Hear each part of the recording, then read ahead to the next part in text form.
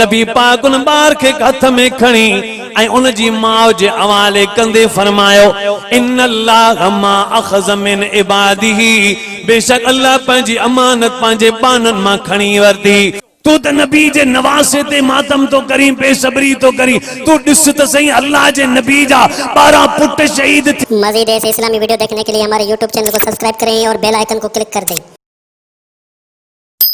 अल्हम्दुलिल्लाहि रब्बिल आलमीन वल आक़िबतु लिल मुत्तक़ीन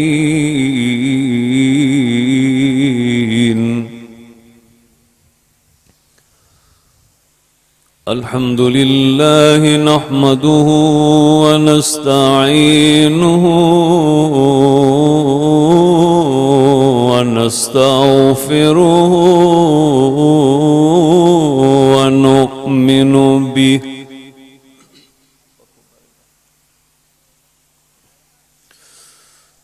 ونعوذ بالله من شرور أنفسنا ومن سيئات أعمالنا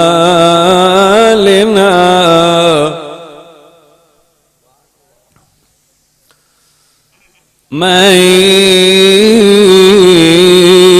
يهدي الله فلا مضل له ومن يضلل فلا هادي له ونشهد أن لا إله إلا الله وحده لا شريك له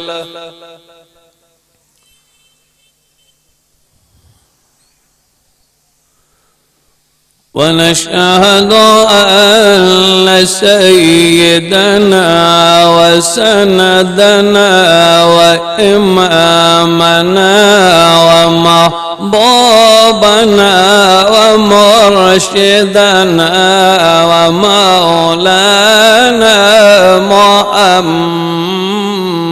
محمد ومولانا محمد عبده ورسوله أعوذ بالله من الشيطان الرجيم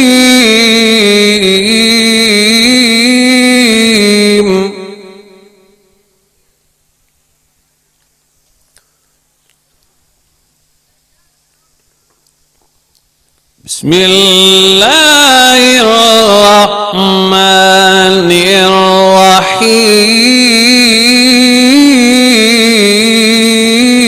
الرحيم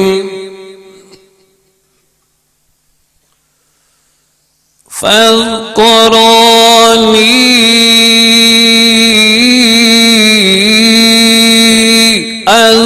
أذكركم واشكروا لي ولا تكفرون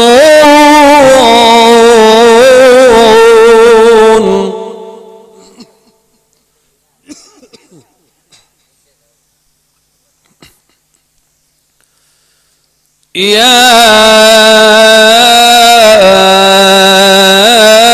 أيها الذين آمنوا استعينوا بالصبر والصلاة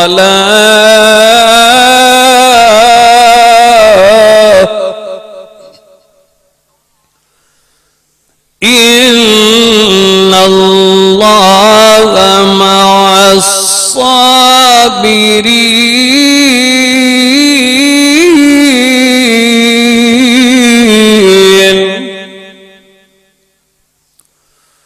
ولا تقولوا لمن يقتل يقتل في سبيل الله أموات بل أحياء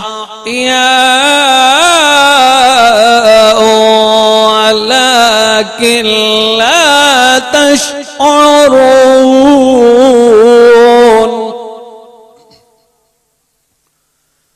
بل أحياء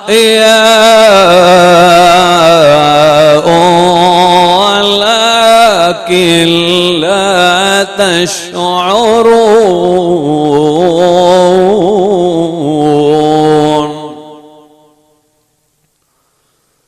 وقال النبي صلى الله تعالى عليه وآله وسلم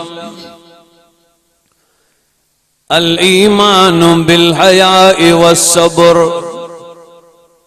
صدق الله مولانا العظيم وصدق رسوله النبي الكريم ونحن على ذلك لمن الشاهدين والشاكرين والحمد لله رب العالمين. إن الله وملائكته يصلون على النبي يا أيها الذين آمنوا صلوا عليه وسلموا تسليما.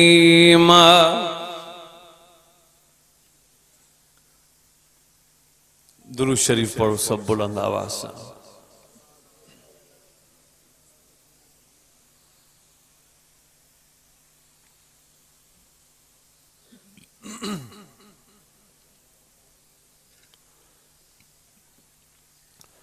اللهم صل على سيدنا ومولانا محمد صلاة تنجينا بها من جميع الأهوال والآفات وتقضي لنا بها جميع الحاجات وتطهرنا بها من جميع السيئات وترفعنا بها عندك أعلى الدرجات وتبلغنا بها أقصى الغايات من جميع الخيرات في الحياة وبعد الممات إنك على كل شيء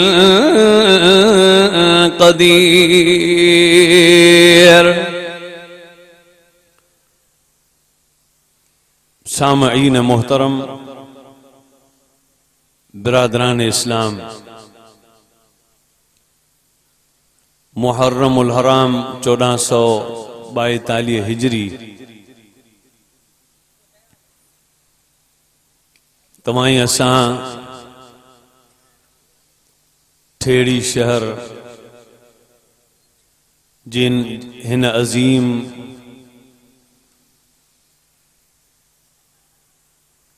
شہدائے اسلام کانفرنس محترم جناب نادر علی مری صاحب جے کاوش سان ہی تھیندڑ سالیانی کانفرنس جے میں تمام قربانی ڈئی مغرب نماز کھاں وٹھی ہن کانفرنس میں شریک ہو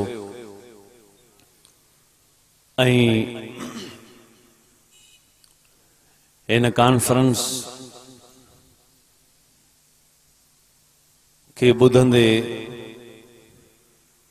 رات جا سوا بتھی ویان پر باوجود ان جے تمہاں جو ہتے ویہن ہی ثابتا تا تمہاں جی دل میں رب جے قرآن جی محبتا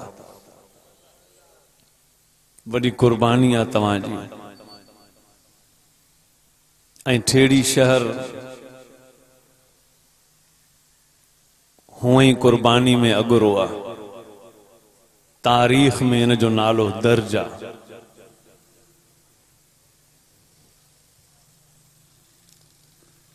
قابل صد احترام بزرگوں لمبی چوڑی تقریر کرن جو شاید ہی ٹیم کونے विच में तकरीर करण में मुबल्लिग जेकने दुआ घुरंदो आ त अवाम जी हिकड़ी फितरत आ उथी पवण त खतीब के ख्याल करण खपे दुआ पछाड़ी थे। बहरहाल सही जा सिर्फ जेको मौजू बयान करण चाहियां पियो उन्हें के छड़े करे सिर्फ तमहीदी बगालियों करे तकड़ में दुआ घुरंदुस इंशाअल्लाह। काबिल से एहतराम बुजुर्गो محرم الحرام जो महीनू जने इंदू आ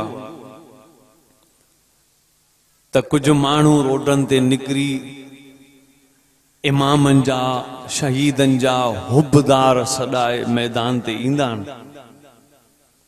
पो गैर शरई बेसब्री करे पो वरी बटन ॾींहन खां पो थकजी वेही रहंदान त असां शहीदन जो हक अदा करे छॾियो। हालांकि सवाल सिर्फ एतिरो आ शुहदाए इस्लाम क़ानफरंस में चण वारो बेशक शहीदन जो मकाम आला है लेकिन इस्लाम में हिकड़ो शहीद कोने ब शहीद कोनन 10 या 100 शहीद कोनन बल्कि इस्लाम में लखे ऐं करोड़े शहीदन। हाने सवाल ही आ त शहीदन जे शहादत खां पो शहीदन के कामयाब थियण खां पो असां पोयरन के छा करण खपे। शरीयत छा थी चवे त छा कजे बेसब्री कजे या सब्र कजे। सिर्फ इहो अर्ज करे मां दुआ घुरंदुस त असां के बेसब्री करणी आ या सब्र करणो आ। मां कुरान शरीफ में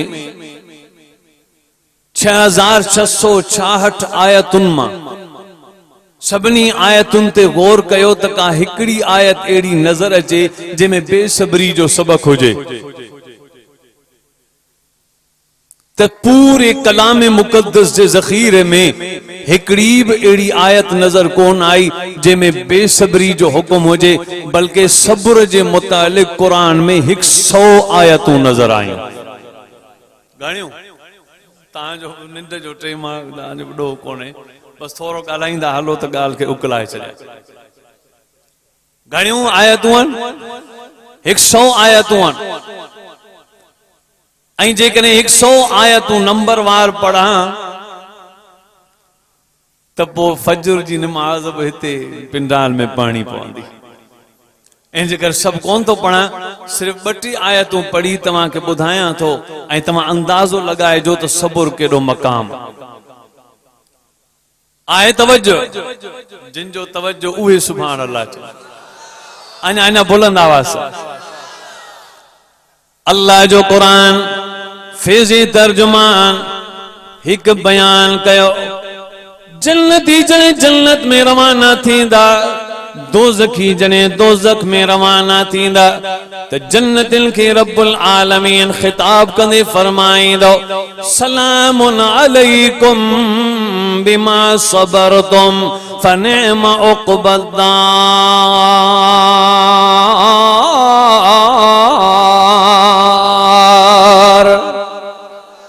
सलामुन अलैकुम बिमा सबरतुम सलाम मुझे तव्हां ते जो तव्हां सब्र कयो। अज वाह जो घर आ जन्नत में तव्हां जो। आखिर में बेवफाई चंगी कान्हे हाण तव्हां जो भजन ठीक कोन्हे। मां त अलाए छा छा सोचे आयुसि पर उन मां हथ कढियमि तव्हां जे करे त हाणे ई छा आहे मजमे के ॾिसी ख़तीब के बयान करणु खपे पंहिंजे मौज़ू खे छॾणु खपे। बहरहाल तवज्जो कजो कुरान पाक में अल्लाह रब्बुल आलमीन फरमाए तो या अय्युहल्लज़ीना आमनुस्बिरू वसाबिरू ऐ ईमान वारो सब्र कयो ऐं सब्र जी हिदायत कयो। टे मकाम में कुरान पाक फरमाए तो इस्ताईनो बिस्सब्र वस्सलाह इन्नल्लाह मअस्साबिरीन।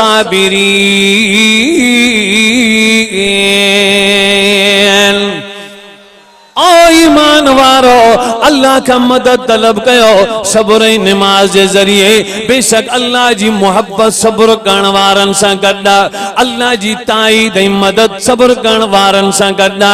चौथे मकाम ते कुरान फरमायो वजअलना मिनहुम अइम्मतन यहदून बिअमरिना लम्मा सबरो। असां उन्हनि खे इमाम बनायो उहे हिदायत वारान जिन दुनिया में सब्र कयो। छह मकाम ते कुरान फरमायो, कुरान फरमाए तो ओ दुनिया जा लोगो, ओ दुनिया जा लोगो, ओ दुनिया जा लोगो, क़यामत जे ॾींहुं सभिनी सां हिसाब कयो वेंदो। हर कंहिंखे पंहिंजे हिसाब मुताबिक़ अमलनि जो बदिलो ॾिनो वेंदो। हाजी ईंदा पंहिंजे अमल जो बदिलो मिलंदनि, गाज़ी ईंदा पंहिंजे अमलनि जो बदिलो मिलंदनि, निमाज़ी ईंदा पंहिंजे अमलनि जो बदिलो मिलंदनि। अल्लाह रब्बुल आलमीन फरमाए थो इन्नमा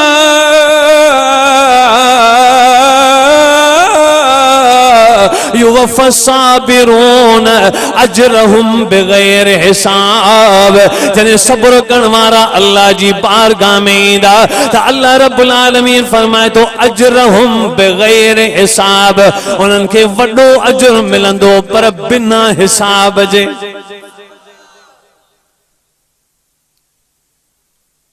हाणे आयतूं त हाणे काफ़ी थी वई, अञा बि आहिनि पर हाणे वरी अगली ॻाल्हि। हज़रत दाऊद अलैहिस्सलाम ते वही नाज़िल थी। अल्लाह रब्बुल आलमीन फरमाया ऐ दाऊद तव्हां मुंहिंजे ज़ाती सिफ़ात जी पैरवी कयो ऐं सिफ़ाती सिफ़तुनि जी बि पैरवी कयो। पुछा कई या अल्लाह तुझे ज़ाती ऐं सिफ़ाती इख़लाक़ जी पैरवी कीअं थींदी? अल्लाह फरमायो सब्र कयो त मुंहिंजी इख़लाक़ी ऐं सिफ़ाती, मुंहिंजी ज़ाती ऐं सिफ़ाती इख़लाक़नि जी पैरवी थी वेंदी। हिक ॾींहुं हज़रत मूसा अलैहिस्सलाम पंहिंजी कौम खे सॾु कयो, फरमायो ओ मुंहिंजी कौम जेस ताईं सब्र न कंदो तेस ताईं कंहिं बि कामयाबी जे दर्जे ते पहुची कोन सघंदो। हदीस पाक में नबी पाक फरमाइन था अल्लाह जा महबूब नबी, सारी कायनात जा सरदार नबी, इमामुल अंबिया हजरत मोहम्मद रबी सल्लल्लाहु अलैहि वसल्लम अल्लाह जा महबूब फरमाइन था अल ईमान बिल हया व सब्र। ईमान ईमान हया सां ऐं सब्र सां। अद अल हया शोबतुम मिनल ईमान, हया अद ईमान, ईमान जो हिस्सो आ। व सब्र निस्फुल ईमान, ऐं सब्र बि अद ईमान। पर हया भी मुकम्मल हुजे सब्र भी मुकम्मल होंदो तो उन मानू में ईमान भी मुकम्मल।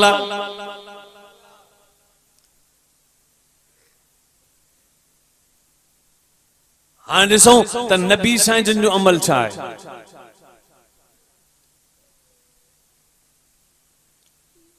अल्लाह जे महबूब जो नबी, अल्लाह रब्बुल आलमीन जो महबूब नबी, आका इनामदार शफीउल मुज़नबीन रहमतुल लिल आलमीन सल्लल्लाहु अलैहि वसल्लम।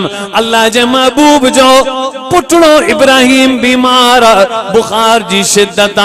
हजरत इब्राहिम नंढड़ो 6 सालन जी उम्र जो नबी पाक जी झोली में आ। अल्लाह जा महबूब पंहिंजे बच्चे जे चेहरे में ॾिसी अखियुनि मां पानी आरे ई चई रहिया हुआ या इब्राहिम इन्ना बिफराक़िक लमहज़ूनीन। ऐ इब्राहिम तुझे फिराक ॾाढो असांखे गमगीन कयो आहे। ये लफ्ज़ अल्लाह जा महबूब फरमाए रहिया हुआ। कुछ देर गुज़री वई, इब्राहिम नबी पाक जी झोली में फौत थी वियो। नबी पाक जे अखियुनि मां पानी गड़ी आयो ऐं उहे लाॻ अखियुनि जा लुड़क हज़रत इब्राहिम जे चेहरे ते किरंदा रहिया।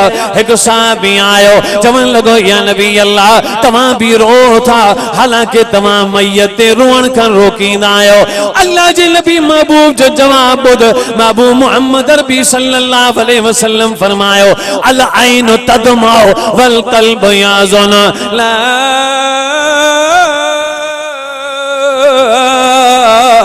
अकूल मा यसखत बिहिर रब अखियों वसल पयो दिल गमगीन पर जुबान से एड़ो हर्फ कौन तो कदा जैसा रब जी ना शुक्री हो जे हर हाल में हिन हाल में भी मोहम्मद रब जो शुक्र ऐं सब्र थो अदा करे।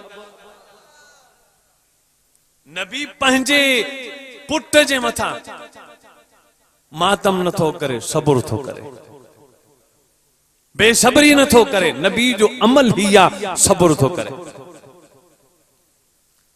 हजरत अनस रज़ी अल्लाह अन्हु फरमायो अल्लाह जे रसूल के एक जाए ते दावत मिली, मां बि साईं जन सां गॾु हलियुसि। साईं जन कमरे में आया, एक कुराड़ी पोड़ी माई आई। साईं बच्चो बीमार आ, करीबे मरगा मरण वारो आ, तमां उनखे ॾिसो। उन नंढड़े ॿार खे खणी आया, महबूब जी झोली में विहारियो ऐं अल्लाह जे रसूल उन ॿार ते नज़र कई। वो आखिरी सकरात जे लम्हात में हो। बिलाखिर रसूल अल्लाह जी झोली मुबारक में वो बच्चो वफात करे वियो। नबी पाक के सदमे में अखिल मां पानी गड़ियो। उन बच्चे जे गलन मुबारकन ते किरण शुरू थी वियो। नबी पाक उन ॿार खे हथ में खणी ऐं उन जी माउ जे हवाले कंदे फरमायो इन्नल्लाह मा अखज़ मिन इबादिही, बेशक अल्लाह पंहिंजी अमानत पंहिंजे बानन मां खणी वरती ऐं फरमायो वलहू मां बक़िय, ऐं जेको कुछ बाकी आ उन जे अमर जे लाइ आ। वलिकुल्लि अजलिन किताबुन फस्बिरी, ऐं जेको कुछ अमर में दर्जा वो सॼो तकदीर में लिखियल आ। हर अमर तकदीर जे किताब में दर्जा। वो पाण फरमायो फस्बिरी, वो सब्र कयो, वतसबी वो अजर तलब कयो रब्बुल आलमीन का। फइन्नमा सब्र फी अव्वल सदमते, ऐं नबी पाक फरमायो बेशक सब्र अव्वल सदमे में हूंदो आ। शुरू सब्र में जेको शुरू सदमे में जेको सब्र करे वियो उनखे ई रब्बुल आलमीन बेहतरीन अजर नसीब फरमाईंदो। हजरत अनस रज़ी अल्लाह अन्हु जो बयान, अबू तलहा जो पुट हिकड़ो ॾाढो उनखे पसंद ऐं प्यारो, सुबह शाम उन सां मोहब्बत कंदो। एक ॾींहुं तमाम शिद्दत बीमारी में ओ नंढड़ो बच्चो शाम जे टाइम ते असर नमाज महिल फोत थी वियो। अबू तलहा रज़ी अल्लाह अन्हु जी घरवारी पंहिंजे बच्चे जे लाश ते कपड़ो विझी कमरे में बंद करे अबू तलहा जी आयो, उन जे अॻियां सामान रखई रोज़े खोलण जो। उन पुछो कीअं नंढड़े जी तबियत? चई सही आ। फोत थी वियो? ॿुधाई कोन? चई सही आ। रोज़ो खोल। रोज़ो खोलियईं।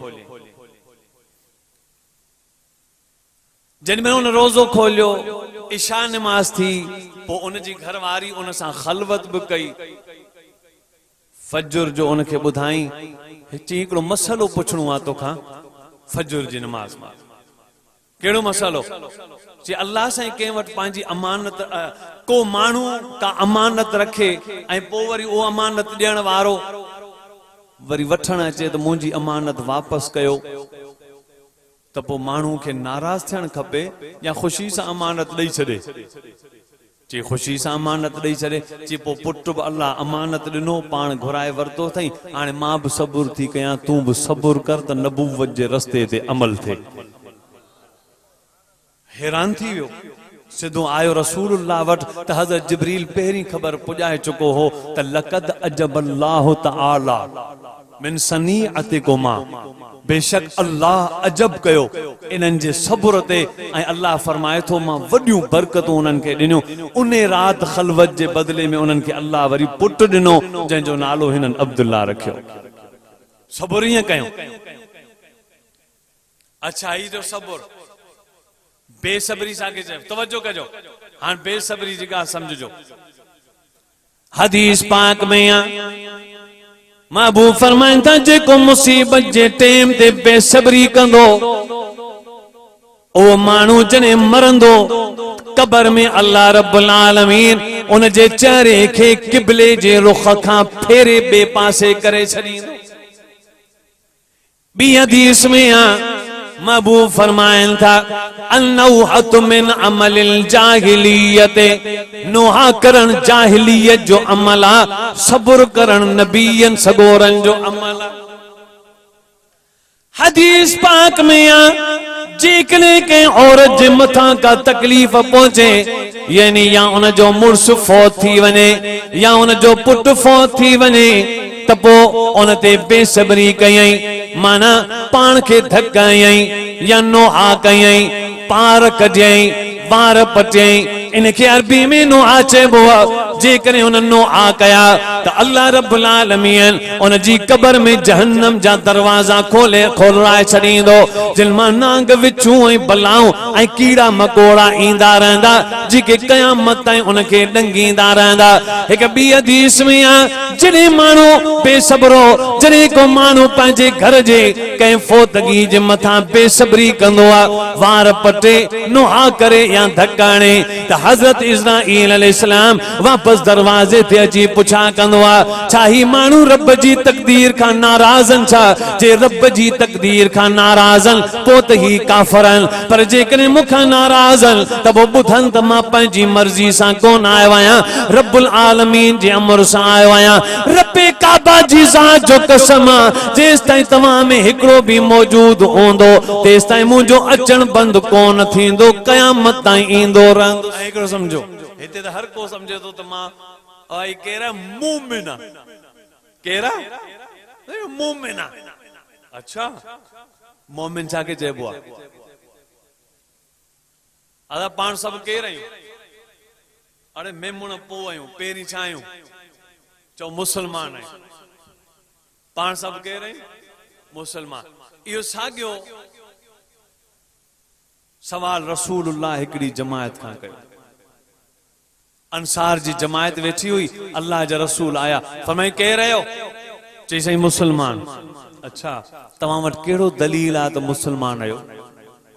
हाणे जेकॾहिं मां तव्हां खां पुछां त ठेड़ी वारो तव्हां वटि कहिड़ो दलील आहे, सबूत आहे जो तव्हां मुसलमान आहियो, तव्हां कहिड़ो जवाब ॾींदो? कहिड़ो जवाब ॾींदो?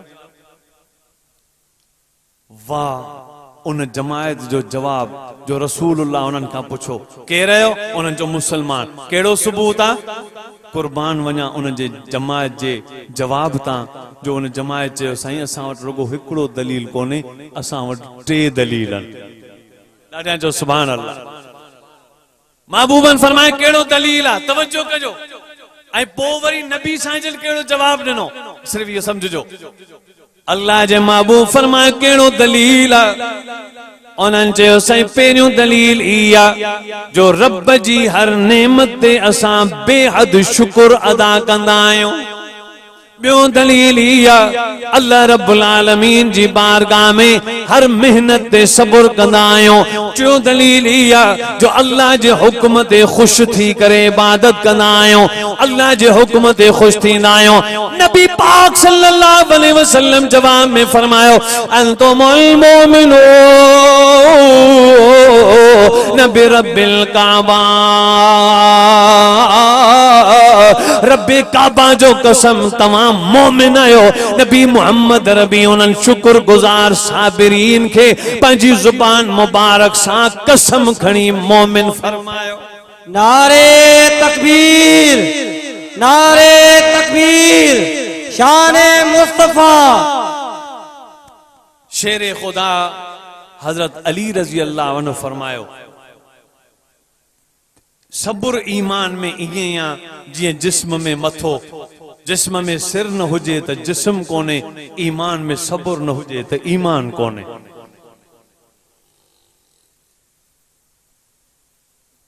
नबी त सब साबिरीन।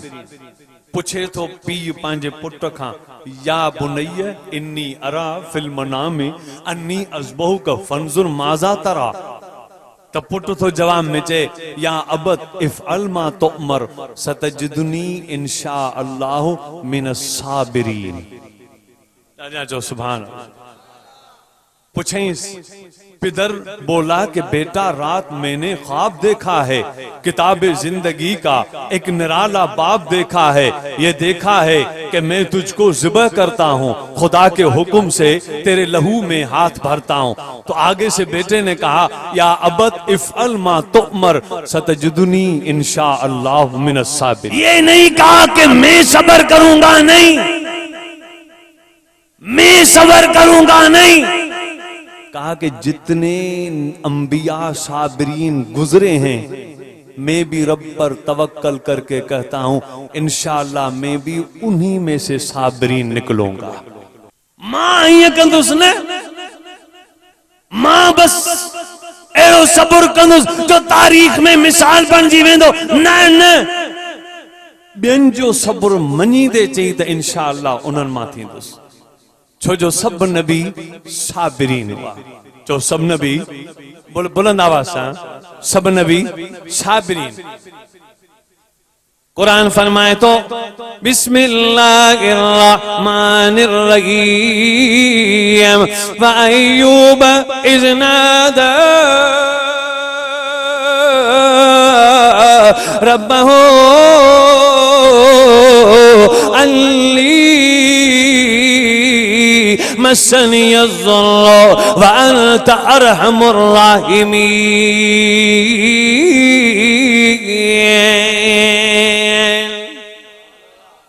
तांज सुभान अल्लाह बुधाए थी त इते ही ब्रेक है, बस मां इते ही ब्रेक तो ना भला ये गाल पूरी कया जे दिल जो ठिकाना था तांजी वडी कुर्बानी है मां तो कुछ न थो चई सका मगरिब का वेठा है बस एतरी गाल भला मुख्तसर सिर्फ हजरत अयूब जी गाल कया तो हजरत अयूब अलैहिस्सलातु वस्सलाम वडो मालदार तमाम वडो एडो मालदार हो जो तोरा मुआरा ये एमपीए एमएनए गवर्नर वजीर सदर इनन जी जाई काने आई इमरान इज्जतदारी बात कुछ ही कोन उन वडो माल हो। हजरत अयूब अलैहिस्सलाम वट जेके मजदूर मुलाजिम पगारदार कम कंदा हुआ उन्हन जो तइदाद 30,000 हो।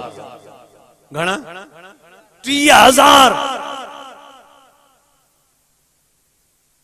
12 पुट 6 न्याणियों 6 ज़ालूं हुस्नो जमाल कमाल बेऐब महफूज मासूम नबी। शैतान अची अल्लाह के चयो हा सही इन्हें करे तो तुझी इबादत करे जो हिन जा ठठ लगा पिया हुजे आ सुञो पो तुझी इबादत करे हा पो मां ॾिसां हा। अल्लाह से हजरत अयूब अलैहिस्सलाम के आज़माइश में विझी छॾियो।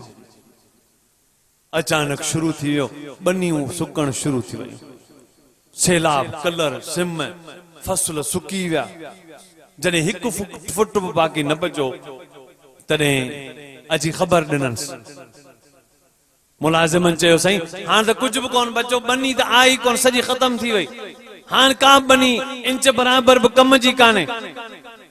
तॾहिं हज़रत अयूब अलैहिस्सलाम जवाब में फरमायो जंहिं ॾिनी उन ई वरती मुंहिंजो छा मुंहिंजो कम आहे इबादत करण अॻे खां ॿीणी इबादत कंदोसांस।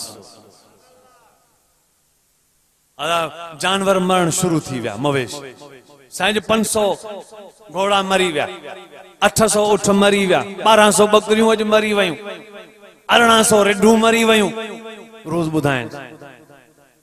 नेठि जॾहिं हिकिड़ी बि बकरी न बची तॾहिं हज़रत अयूब अलैहिस्सलातु वस्सलाम खे जॾहिं ख़बर ॾिनो साईं हाणे हिकिड़ी बकरी कान्हे बची तॾहिं हज़रत अयूब अलैहिस्सलाम फरमायो बाबा जॾहिं मां ॼाओ होसि न हथे खाली ॼाओ होसि पो रब ॾिनिया पो रब जानवर माल मता बनियूं ॾिनियूं पो वरी रब ॾेई वरी पाण वठी छॾियो मालिक हक़ीक़ी उहा मुंहिंजो छा मां त अॼु बि उनजो शुक्र थो अदा कयां सब्र थो अदा कयां अॼु बि उनजी दिलि सां इबादत थो करियां।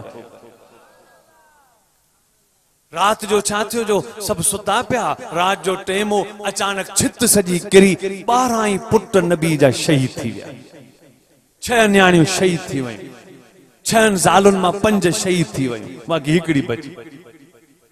इहो टेम रात जो पुट नबी जो تو ته نبی جے نواسے تے ماتم تو کری بے صبری تو کری تو ڈس ته صحیح اللہ جے نبی جا 12 پٹ شہید تھیا ته نبی متا بے صبری کئی صبر کیو اساں ڈسوں تا حضرت ایوب رات جا صبح جو اٹھو ڈٹھئی تے ہی حادثو تھی پیو چون لگو یا اللہ تو ڈنا تو ورتا ماں اج بھی تنجی دربار میں صبر تو ادا کیاں شکر تو ادا کیاں بینی عبادت جو وعدو تو کرے نعرے تکبیر نعرے تکبیر شان مصطفیٰ شان صحابہ شان اہل بیت نعرے تکبیر شیطان ڈٹھو ته ہی کٿے ہارائے نہ سگیو ته شیطان وری اچي مٽڪائيندو عرض کرڻ لڳو صحیح ٻاهريون مصیبتون تھيون اچن سو تڏهن پيو تنجو شڪر ڪري پاڻ کي جو جان ۾ جوکو پوي سا پو تنجي عبادت ڪري مڃا اللہ سے وری حضرت ایوب علیہ السلام تے آزمائش وجھی چھڑی بیمار تھی پیو جسم میں زخم پھلکڑا 17 سال گزری ویا ہن دعا کریں کون گوری 18 سال اچی ویو جڑے زبان کے زخم چڑھیو ترے انہیں اللہ جی دربار میں عرض کیو یا اللہ اگے آؤں بیمار ہوس اگے ماں بیمار ہوں وہ بیماری صحیح کرے تو جو ذکر کندوس لیکن ہاں یہ بیماری یہ زخم مجھے زبان کے لگی ویان بیماری جی تکلیف برداشت کرن قبول آ پر ذکر بند تھین ایہو قبول کونے انہیں کر مہربانی کر ہاں مجھے بیماری ختم کر تو خوب تو جو عبادت ہی ذکر کرے سکا رب انی مسنی الضر وانت ارحم الراحمین قرآن فرمائے تو فاستجبنا لگو فکشفنا بی ما بی من ذر اللہ جو قرآن فرمائے تو فاستجبنا لہو فکشفنا ما بی من ذر آتیناہ آلہ ومثلہم معہم رحمتا من عندنا وذکرہ للعابدین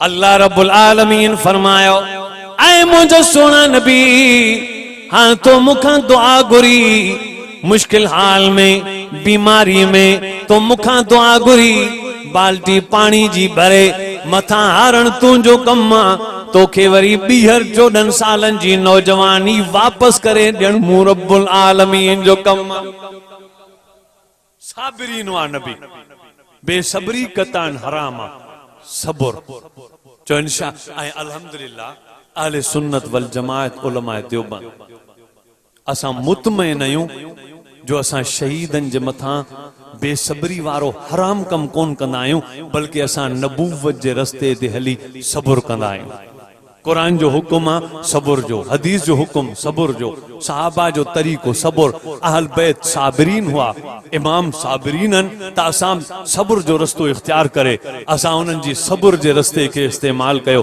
انشاءاللہ اساں کے جکا شریعت جو حکم ہوندو اساں ایئں کندا آیوں اساں غیر شرعی کم کون کندا آیوں جو رسمن جے پویاں پانچو وقت ونیاؤں نہ اساں سنت مطابق حدیث مطابق صحابہ کرام جے طریقے مطابق امامن جے طریقے مطابق پانچی زندگی بسر کنائیوں جو انشاءاللہ اساں اللہ وارن عالمن بزرگن ولیین کاملن جمعیت علماء اسلام جے عالمن جے پرچم سان گڈ وفاداری کندے اساں زندگی بھر عالمن جو ساتھ دینا جو انشاءاللہ تعالی یہ پرچم نبوی اہل حق جو نشانہ پرچم نبوی صابرین جو نشانہ پرچم نبوی اولیاء کرام جو نشانہ یہ پرچم نبوی جمعیت علماء اسلام ان دھرتی تے مضبوط عمارت اسلامی جو کم پئی کرے یہ جماعت انشاءاللہ وہ ڈی ایندو جو انہیں کنارے تائیں پہنچندی جو ہن دھرتی تے ہن ملک پاک جی دھرتی تے پاک و قرآن مجید جو نظام نافذ تھی دو جو انشاءاللہ تعالی اساں کون آنی دا سے اساں کندہ سے محنت اللہ سائیں انقلاب آنی دا अल्लाह साईं क़ुरान जो निज़ाम मिठो ऐं नूरानियत वारो निज़ाम क़ाइम कंदो। मूं जेको चयो अल्लाह साईं पंहिंजी बारगाह में क़बूल ऐं मंज़ूर फरमाए। वाखिर दावाना अनिल हम्दुलिल्लाहि रब्बिल आलमीन वला तक़लुल मुत्तक़ीन वस्सलातु वस्सलामु अला सय्यिदिर रुसुलि व खातमिन नबिय्यीन। रब्बना ज़लमना अनफुसना व इन लम तग़फिर लना व तरहमना लनकुनन्ना मिनल खासिरीन। ربنا ظلمنا أنفسنا وإن لم تغفر لنا وترحمنا لنكونن من الخاسرين. اللهم اغفر لي ولوالدي ولجميع المؤمنين والمؤمنات والمسلمين والمسلمات إنك سميع مجيب الدعوات. رب سائیں اساں سبھی جو رات کے ٹائم تے اجالو کرے قرآن ٻڌڻ قبول منظور فرما. یا اللہ رات کے ٹائم تے खुले आसमान जे हेठां असां पंहिंजे गुनाहनि जो इक़रार कयूं था ऐं असां तुंहिंजी बारगाह इज़्ज़त में फ़क़ीराना आजिज़ाना कमज़ोर इल्तिजा कयूं था। रब महिरबानी फरमाए, अॼु असांजी मग़फ़िरत फरमाए, अॼु असांजी बख़्शिश कर। या अल्लाह ज़िंदगी ग़फ़लत में गुज़री वई, सॼी ज़िंदगी ग़फ़लत गुनाहनि में गुज़री वई।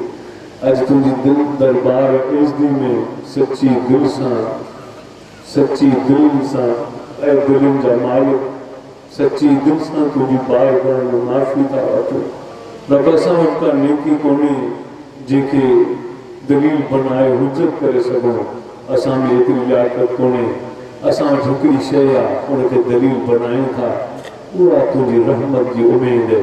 तोखे पंहिंजी रहमत जो वास्तो तू असां सभिनी खे बख़्श फरमा। या अल्लाह जेके दुनिया में जीअर आहियूं गाफ़िल आहियूं, असां सची दिलि सां माफ़ी था वठूं। असां सभिनी ज़िंदा जेके जीअर आहियूं सभिनी खे बख़्श फरमा। नबी जी उम्मत आहे ऐं जेके दुनिया मां फ़ौत थी विया उन्हनि जी क़ब्रुनि खे जन्नत जो बाग़ बनाए फरमाए। या अल्लाह मरीज़ मुस्लमान मोमिनीन ऐं मोमिनात मुस्लिमीन ऐं मुस्लिमात जी भी मग़फ़िरत फरमाए। या अल्लाह जेके असां दुनिया में जीअर आहियूं असांजी हयात में बरकत नसीब फरमा। या अल्लाह असांखे कामिल ईमान नसीब फरमा, कामिल तक़वा नसीब फरमा। तमाम मर्ज़ दूर कर, बीमारियों ख़त्म कर, रूहानी शिफा दे, बीमारियों के ख़त्म फरमा, रूहानी ऐं जिस्मानी मर्ज़ दूर कर। या अल्लाह पंहिंजी रहमत सां कामिल मुकम्मल शिफा नसीब फरमा। असां सभिनी खे कामिल बरकत, कामिल रहमत ऐं कामिल हिदायत नसीब फरमा। या अल्लाह बिनी जहाननि जो भलाई नसीब फरमा, बिनी जहाननि जे बुराइनि खां बचाए, बिनी जहाननि जे अज़ाबनि खां बचाए। या अल्लाह जिन दोस्तनि भाइरनि मेहनत करे जदोजहद करे ये प्रोग्राम रखियो, रब उन्हनि जी मेहनत खे, कोशिश के, ताउन के, जज्बे के, इख़लास के, पधर वाइण के, दौड़ण डुकण के पंहिंजी बारगाह में क़बूल मंज़ूर फरमा। भाई नादिर अली मरी साहब ऐं उन सां जिन भी ताउन कयो परवरदिगार उन्हनि सभिनी जे हिन साये खे पंहिंजी बारगाह इज़्ज़त में क़बूलियत जो शर्फ़ नसीब फरमा। या अल्लाह, या अल्लाह, या अल्लाह, या रब्बे कायनात, या अरहमर राहिमीन, या रब्बुल आलमीन, या रब्बुल आलमीन, या अरहमर राहिमीन। असां गुनाहगारनि खे घुरण कोन थो अचे, बिना घुरण जे पंहिंजी सफ़ा ऐं पंहिंजी रहमत सां असांजी दुआऊं क़बूल फरमा। या अल्लाह, या अल्लाह, हिन जलसे जे लाइ कामयाबी लाइ जेके 100 ख़त्म क़ुरान जा पढ़िया विया या ही जेके कुल शरीफ़ पढ़िया विया, ही जेको वाइस कयो, ही जेका ख़ैरात थी, ही जेको असां जाॻियासीं, असां आयासीं, असांजो ॿुधणु, असांजो ॿुधाइणु ऐं तकलीफ़ूं, या अल्लाह उहे सभु जो सभु क़बूल फरमाए। ये नबी पाक सल्लल्लाहु अलैहि वसल्लम जे पाक मुक़द्दस रोज़े मुनव्वर पे इहो हदीअ तौर सवाब पहुचाइण फरमाए। तमाम अंबिया किराम के सवाब अता कर, तमाम साहब किराम, साहबियात, अहल बैत, आले रसूल, अज़वाज मुतहरात, शुहदा इस्लाम उन सभिनी के सवाब अता फरमा। या अल्लाह, या अल्लाह, तमाम मोमिनीन मोमिनात मुस्लिमीन मुस्लिमात जेके दुनिया में फौत थी विया उन्हनि खे सवाब अता फरमा। जिन जिन हिन में 1 रुपयो चंदो ॾिनो, जिन ताउन कयो उन्हनि जे वॾड़नि जे रूहनि खे सवाब पहुचाइण फरमा। ऐं जेके जीअर आहियूं तमामु बरक़ात असांखे नसीब फरमा। ऐं रब कुदूस रब काइनात जेसि ताईं दुनिया में ज़िंदा रखी इस्लाम ते ईमान ते क़ुरान ते ज़िंदा रखण फरमा। या अल्लाह उम्मत मुस्लिमा जी हिफ़ाज़त फरमा, मक्के मदीने जी हिफ़ाज़त फरमा, बैतुल मुक़द्दस जी हिफ़ाज़त फरमा। या अल्लाह पूरी दुनिया जे मज़लूम मुसलमाननि जी हिफ़ाज़त फरमा। असांजे मुल्क पाकिस्तान जी हिफ़ाज़त फरमा। मुसलमाननि जे जान माल इज़्ज़त आबरू जी हिफ़ाज़त फरमा। ऐं रब काइनात असांजो ख़ताऊं न ॾिस, तूं पंहिंजी रहमत जो मुआमिलो फरमा, पंहिंजे फज़लो करम जो मुआमिलो फरमा, जो असां चऊं हुव मिन इंदिल्लाह, हुव मिन इंदिल्लाह, हुव मिन इंदिल्लाह। असां ईअं चऊं या अल्लाह महिरबानी फरमाए।